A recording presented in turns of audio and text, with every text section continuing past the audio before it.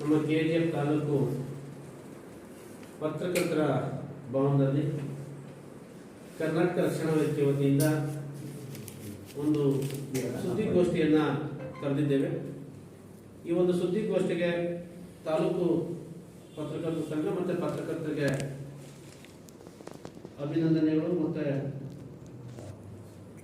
ಬಂದಿರತಕ್ಕಂಥವ್ರಿಗೆ ಎಲ್ಲರಿಗೂ ಸಹ ಅಭಿನಂದನೆಗಳು ತಿಳಿಸುತ್ತಾ, ನಮ್ಮ ಜೊತೆಯಲ್ಲಿ ವೇದಿಕೆಯಲ್ಲಿ ಜಿಲ್ಲಾ ಪ್ರಧಾನ ಕಾರ್ಯದರ್ಶಿಗಳಾದ PK ಮುನಿರಾಜ್ ಅವರು, ತಾಲೂಕು ಅಧ್ಯಕ್ಷರಾಗಿರ್ತಕ್ಕಂಥ S ನಂಜುಂಡಪ್ಪ ಅವರು, ಮಹಿಳಾ ತಾಲೂಕು ಅಧ್ಯಕ್ಷರಾಗಿರ್ತಕ್ಕಂಥ ಸಹೋದರಿ ನಿರ್ಮಲಾ ಅವರು, ರೈತ ಘಟಕದ ಉಪಾಧ್ಯಕ್ಷರಾಗಿರ್ತಕ್ಕಂಥ ಹುಡುಗೂರು ಶಂಕರರೆಡ್ಡಿ, ಮಂಜುನಾಥ್ ಗೌಡ, ನಮ್ಮ ನಗರ ಅಧ್ಯಕ್ಷರಾಗಿರ್ತಕ್ಕಂಥ ಮಣಿಯವರು, KGF ನಗರ ಅಧ್ಯಕ್ಷರು, ನಮ್ಮ ಕೋಲಾರದ ಕಾರ್ಯದರ್ಶಿ ಆಗಿರ್ತಕ್ಕಂಥ ಶಶಿ ನಾರಾಯಣಸ್ವಾಮಿ ಅವರು, ಎಲ್ಲ ಪದಾಧಿಕಾರಿಗಳ ಜೊತೆಯಲ್ಲಿ ನಮ್ಮ ಹಿರಿಯ ಉಪಾಧ್ಯಕ್ಷರಾಗಿರ್ತಕ್ಕಂಥ ನಮ್ಮ ಪ್ರಕಾಶ್ ಅವರು ಇವತ್ತು ಒಂದು ಕೆಲವೊಂದು ವಿಚಾರಗಳನ್ನು ನಮ್ಮ ಜೊತೆಲಿ ಹಂಚ್ಕೊಳ್ಬೇಕಂತೇಳಿ ಈ ಒಂದು ಪತ್ರಿಕಾಗೋಷ್ಠಿಯನ್ನು ಕರೆದಿದ್ದೇವೆ.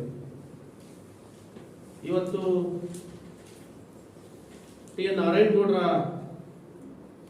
ನಾಯಕತ್ವದಲ್ಲಿ ಹೋದ ವರ್ಷ ಡಿಸೆಂಬರ್ 27ನೇ ತಾರೀಕು ಕರ್ನಾಟಕದಲ್ಲಿ ಗೋಕಾಕ್ ಚಳವಳಿ ಆದ ನಂತರ ಕಡ್ಡಾಯ ಕನ್ನಡ ನಾಮಫಲಕವನ್ನು ಅಳವಡಿಸಬೇಕು ಅಂತೇಳಿ ಹೋರಾಟವನ್ನು ಏನು 22ನೇ ತಾರೀಕು ಆದಂಥ ಹೋರಾಟ ಇಡೀ ವಿಶ್ವದಲ್ಲಿ ಗಮನ ಸೆಳೆಯಿತು. ಅವತ್ತು ಆ ಹೋರಾಟಕ್ಕೆ ಬೆಂಬಲ ಕೊಟ್ಟಿರ್ತಕ್ಕಂಥದ್ದು ಪಕ್ಕದ ತಮಿಳುನಾಡು ಸರ್ಕಾರ, ಅಲ್ಲಿರ್ತಕ್ಕಂಥ ತಮಿಳು ಸಂಘ ನಮ್ಗೆ ಬೆಂಬಲ ಕೊಟ್ಟು, ನಿಜ ಕನ್ನಡ ಕಡ್ಡಾಯ ನಾಮಫಲಕ ಹಾಕ್ಬೇಕು, ಆ ರಾಜ್ಯದಲ್ಲಿ ಅವರ ರಾಜ್ಯದಲ್ಲಿ ಅವ್ರ ಭಾಷೆ ಹಾಕ್ಬೇಕಂತೇಳಿ ಆ ಹೋರಾಟ ಕ್ರಾಂತಿ ರೂಪಕ್ಕೆ ಹೋಯಿತು.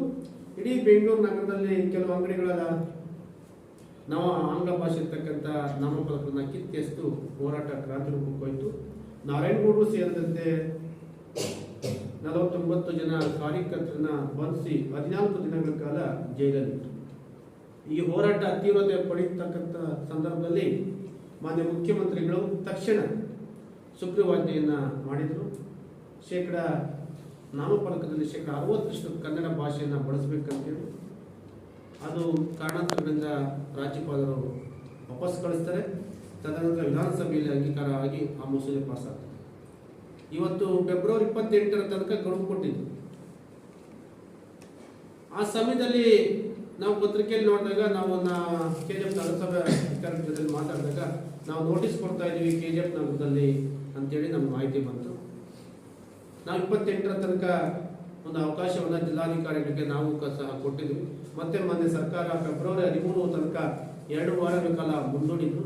ನಿನ್ನೆ ನಾವು ಪ್ರತಿಭಟನೆ ಮಾಡಿ ಮೊನ್ನೆ ಜಿಲ್ಲಾಧಿಕಾರಿಗಳಿಗೆ ಹೇಳಿ ಬಂದಿದ್ದೀವಿ, ನೀವೇನಾದರೂ 13 ಒಳಗಡೆ ಜಿಲ್ಲೆಯಲ್ಲಿರ್ತಕ್ಕಂಥ ಎಲ್ಲ ತಹಸೀಲ್ದಾರ್ಗಳನ್ನು, ಎಲ್ಲ ತಾಲೂಕ್ ಪಂಚಾಯತ್ ಇವುಗಳನ್ನು, ನಗರಸಭೆ ಆಯುಕ್ತರು, ಪಟ್ಟಣ ಪಂಚಾಯತಿ, ಪುರಸಭೆ ಮತ್ತೆ ಕೈಗಾರಿಕೆ ವಲಯದ ಅಧಿಕಾರಿಗಳನ್ನ ಕರೆಸಿ ಆ ನಾಮಫಲಕಗಳ ಬದಲಾವಣೆ ಆಗ್ತಾ ಇದ್ರೆ ಕರವೇ ಕಾರ್ಯಕರ್ತರು 13ರ ನಂತರ ಬೀದಿಗಿಳಿದು ಕನ್ನಡ ಭಾಷೆ ಇರ್ತಕ್ಕಂಥ ನಾಮಫಲಕಗಳನ್ನು ಕಿತ್ತಿ ಎಸಿತೀವಿ, ಮಸಿ ಬೆಳಿತೀವಿ ಅಂತೇಳಿ ಮನೆ ಜಿಲ್ಲಾಧಿಕಾರಿ ನಾವು ಹೇಳಿದ್ವಿ.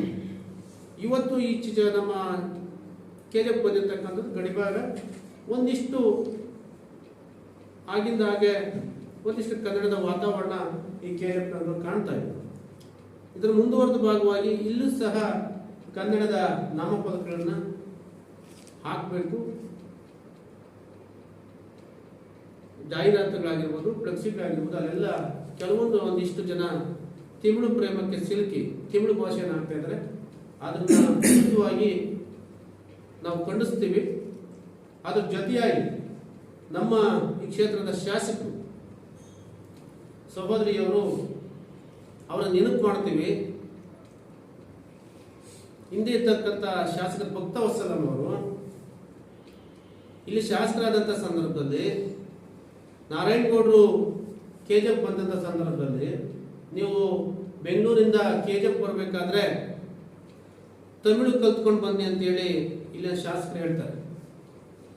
ಅದನ್ನು ಸವಾಲ ಸ್ವೀಕಾರ ಮಾಡಿರ್ತಕ್ಕಂಥ ಕರ್ನಾಟಕ ರಕ್ಷಣಾ ವೇದಿಕೆ ವಿಧಾನಸೌಧದ ಮುಂದೆ ಭಕ್ತವತ್ಸಲಂ ಅವರಿಗೆ ತಕ್ಕ ಶಾಸ್ತಿಯನ್ನ ಕರ್ನಾಟಕ ರಕ್ಷಣಾ ವೇದಿಕೆ ಮಾಡ್ತದೆ. ಆ ವಿಚಾರ ತಮಗೆಲ್ಲ ಗೊತ್ತಿರ್ತಕ್ಕಂಥ ವಿಚಾರ. ಅವರು ತದನಂತರ ಎಚ್ಚೆತ್ತುಕೊಂಡು ಕನ್ನಡದಲ್ಲಿ ಮಾತನಾಡಲಿಕ್ಕೆ ಪ್ರಯತ್ನ ಪಟ್ಟರು, ಕನ್ನಡದಲ್ಲಿ ಮಾತಾಡ್ತಾ ಇದ್ರು. ಬೆಳಗಾವಿಯ ಮೇಲಿರ್ತಕ್ಕಂಥ ವಿಜಯ ಕೋರೆ ಅಂತೇಳಿ ಮರಾಠಿ ಪ್ರೇಮವನ್ನ ಬಿತ್ತಿ ಬೆಳಗಾವಿಯಿಂದ ಏನು ಬೆಂಗಳೂರಿಗೆ ಬಂದರು,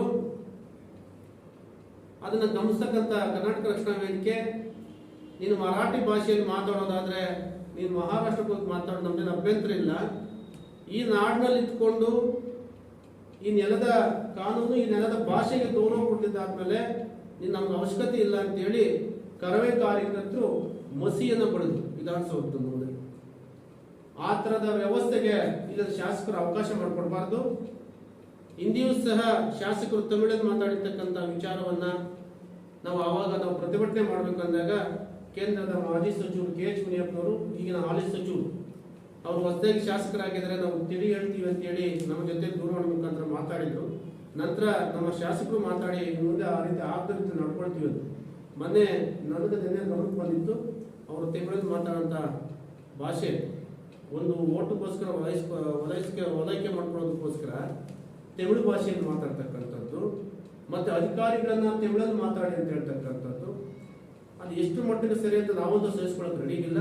ಅವರ ಶಾಸಕರಾಗಿರ್ಬೋದು ಅಥವಾ ಅವ್ರ ಸರ್ಕಾರ ಇರ್ಬೋದು, ಕನ್ನಡದ ವಿಚಾರ ಬಂದಾಗ ಕರವೇ ಕಾರ್ಯಕರ್ತರು, ಅದರಲ್ಲೂ ಮಹಿಳಾ ಘಟಕ ಬಲಿಷ್ಠ ಆಗಿದೆ. ಇವು ಎರಡು ನೆನಪುಗಳನ್ನ ಅವ್ರ ಗಮನಕ್ಕೆ ತಮ್ಮ ಮುಖಾಂತರ ತರ್ತಾ ಇದ್ದೀನಿ. ಅದಕ್ಕೆಲ್ಲ ಅವಕಾಶ ಮಾಡ್ಕೊಳ್ಳೋದು ಬೇಡ ಅನ್ನೋದಾದ್ರೆ 2-3 ದಿನಗಳ ಒಳಗಡೆ ಕ್ಷಮೆಯನ್ನ ಕೇಳಿ ಆ ತಪ್ಪು ಮಾಡಿರ್ತಕ್ಕಂಥ ತಿಳುವಳಿಕೆ ಸರಿ ಮಾಡ್ಕೊಳ್ತಾ ಇದ್ರೆ ಕರ್ನಾಟಕ ರಕ್ಷಣಾ ವೇದಿಕೆ ಹೋರಾಟ ಅದು ಜಿಲ್ಲಾ ಮಟ್ಟಕ್ಕೆ ಹೋಗ್ಬೋದು, ರಾಜ್ಯ ಮಟ್ಟಕ್ಕೂ ಗಮನ ಸೆಳೆಯಬಹುದು. ಒಂದು ಹೆಣ್ಣು ಮಗಳು ಅಂತೇಳಿ ನಾವು ಬಹಳ ಗೌರವಿತವಾಗಿ ನಾವು ಅದನ್ನು ತೀವ್ರವಾಗಿ ಖಂಡಿಸ್ತಾ ಇದ್ದೀವಿ. ಹಾಗಾಗಿ ಇದನ್ನು ನಿಮ್ಮ ಮಾಧ್ಯಮದ ಮುಖಾಂತರ ಆ ಶಾಸಕ ಗಮನಕ್ಕೆ ತರಬೇಕಂತೇಳಿ ಮನವಿಯನ್ನು ನಾನು ಮಾಡ್ತಾ ಇದ್ದೀನಿ. ಅದ್ರ ಜೊತೆಯಲ್ಲಿ ನಮ್ಮ KGF ನಗರಸಭೆ ಏನಿದೆ, ಆ ನಗರಸಭಾ ಅಧಿಕಾರಿಗಳು ಮತ್ತು ತಹಶೀಲ್ದಾರ್ ಅವರು ಕರ್ನಾಟಕ ಸರ್ಕಾರದ ನಿಯಮಾನುಸಾರವಾಗಿ, ರಾಜ್ಯ ಸರ್ಕಾರದ ನಿಯಮಾನುಸಾರ ಏನಿದೆ, 60% ಕನ್ನಡ ಕಡ್ಡಾಯ ನಾಮಫಲಕ ಹಾಕಲೇಬೇಕು. ಯಾರು ಹಾಕಿಲ್ವೋ, ಯಾರಂತ ಮೊಳಗೇರಿದ್ದಾವೆ ಅವ್ರಿಗೆಲ್ಲ ನೋಟಿಸ್ ಕೊಟ್ಟು ಅವ್ರನ್ನ ಕೊಟ್ಟಿರ್ತಕ್ಕಂಥ ಅನುಮತಿಯನ್ನು, ಲೈಸೆನ್ಸನ್ನು ರದ್ದುಗೊಳಿಸಬೇಕು. ಇಲ್ಲ ಅಂದರೆ ಕರ್ನಾಟಕ ರಕ್ಷಣಾ ವೇದಿಕೆ KGF ಅಲ್ಲಿ ಹೋರಾಟಕ್ಕೆ ಇಳಿದಂಥ ಸಂದರ್ಭ ನಾವು ಇಡೀ ಹೋರಾಟಕ್ಕೆ ಕರೆ ಕೊಡ್ತೀವಿ. ನಾವು ಮೊಸೆ ಬೆಳಿತೀವಿ, ಬೋರ್ಡನ್ನು ಕಿತ್ತಾಕ್ತೀವಿ. ಬೇರೆ ಥರ ಹೋರಾಟ ಆರೋಪ ಪಡೋದು ಬೇಡ ಅನ್ನೋದಾದರೆ ತಕ್ಷಣ ಕ್ರಮ ಕೈಗೊಳ್ಬೇಕಂತೇಳಿ ನಗರಸಭಾ ಆಯುಕ್ತರು ಮತ್ತು ಇಲ್ಲಿರ್ತಕ್ಕಂಥ ತಹಶೀಲ್ದಾರ್ ಬಗ್ಗೆ ತಮ್ಮ ಮುಖಾಂತರ ಮನವಿಯನ್ನು ಮಾಡ್ತೀವಿ. ಬಂಧುಗಳೇ, ಇವತ್ತು ಏನು ಕರ್ನಾಟಕ ರಕ್ಷಣಾ ವೇದಿಕೆ ವತಿಯಿಂದ ಇವತ್ತು ಪತ್ರಕರ್ತರ ಭವನದಲ್ಲಿ ಸುದ್ದಿಗೋಷ್ಠಿಯನ್ನು ಕರೆದಿದ್ದು, ಇದರ ವಿಚಾರವಾಗಿ ಇವತ್ತು KGF ತಾಲೂಕಿನ ಮಾನ್ಯ ದಂಡಾಧಿಕಾರಿಗಳಲ್ಲಿ ಹಾಗೂ ನಗರಸಭೆ ಆಯುಕ್ತರಾದಂಥ ಅವರಲ್ಲಿ ಮನವಿ ಮಾಡ್ಕೊಳ್ಳೋದೇನೆಂದರೆ, ಕೂಡಲೇ ಏನು ಕನ್ನಡ ನಾಮಫಲಕ 60% ಕಡ್ಡಾಯಗೊಳಿಸಬೇಕು. ಗಡಿಭಾಗ ಕರ್ನಾಟಕದ ಕೋಲಾರ ಜಿಲ್ಲೆಯ ಗಡಿಭಾಗ KGF ತಾಲೂಕು ಆಗಿರೋದ್ರಿಂದ ಇಲ್ಲಿ ಕೂಡಲೇ ಏನು ದಂಡಾಧಿಕಾರಿಗಳಿದ್ದೀರಾ, ಆಯುಕ್ತರಿದ್ದೀರಾ, ತಾವು ಎಲ್ಲ ಶಾಸಕಿ ಅಂಗಡಿ ಮುಂಗಟ್ಟುಗಳಾಗಿರ್ಬೋದು, ಶಾಲಾ ಕಾಲೇಜುಗಳಾಗಿರ್ಬೋದು, ಏನು ಈ ಭಾಗದಲ್ಲಿ ಮಾಲ್ಗಳು, ದೊಡ್ಡ ದೊಡ್ಡ ಮಾಲ್ಗಳಿದ್ದಾವೆ, ಅದರಲ್ಲಿ ಸಂಪೂರ್ಣ ಇಂಗ್ಲಿಷ್ ಪದಗಳನ್ನು ಮಾಡಿ ನಾಮಫಲಕ ಆಗಿರೋದು ನಮ್ಮ ಗಮನಕ್ಕೆ ಗೊತ್ತಿರೋ ವಿಚಾರನೆ. ಕೂಡಲೇ ತಾವು ಸಂಪೂರ್ಣ 60% ಕನ್ನಡ ನಾಮಫಲಕ ಹಾಕಿಸ್ಬೇಕು. ಹಾಕಿಸದೆ ಕಾರಣದಲ್ಲಿ ನಾವು ಕರ್ನಾಟಕ ರಕ್ಷಣಾ ವೇದಿಕೆ ವತಿಯಿಂದ ಒಂದು ದಿನಾಂಕ ನಿಗದಿ ಮಾಡಿಕೊಂಡು ನಾವೇ ನೇರವಾಗಿ ಬೀದಿಗಿಳಿದು ಬೋರ್ಡ್ಗಳನ್ನು ಕಿತ್ತಾಕಿ ಅದಕ್ಕೆ ಮಸಿ ಬೆಳೆಸಿ ಕಾನೂನು ಕೈಗೆತ್ತಿಕೊಳ್ಬೇಕಾಗುತ್ತೆ ಅನ್ನೋ ಒಂದು ಮಾತನ್ನ ಈ ಸುದ್ದಿಗೋಷ್ಠಿಯಲ್ಲಿ ಹೇಳೋದಕ್ಕೆ ಹೋಗ್ತಾ ಇದ್ದೀನಿ.